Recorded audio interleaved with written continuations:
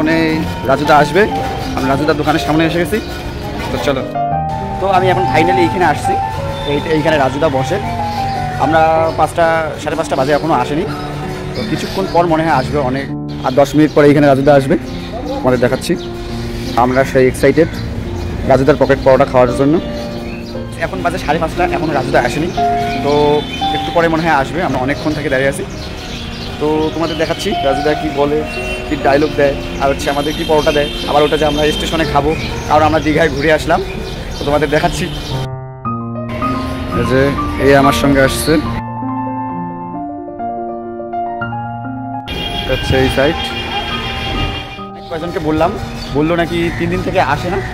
তো দেখি যে আর একটু ট্রেন আমাদের একটু লেটে আছে, দেখি আর কিছুক্ষণ দাঁড়ায় থাকি, তারপরে চলে যাবো।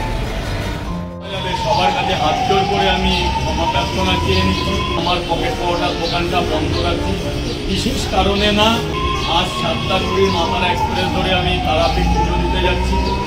তো বন্ধুরা, এখানে রাজুদার কোনো দোষ ছিল না, দোষ ছিল আমাদেরই। তো তোমাদের যদি ভালো লাগে ভিডিওটা ভালো করে কমেন্ট করো, শেয়ার করো। তোমাদের যদি ভিডিওটা ভালো লাগে তাহলে আমি আবার গিয়ে পকেট পরোটার ভিডিও বানাবো এবং রাজুদাকে দেখাবো। টাটা।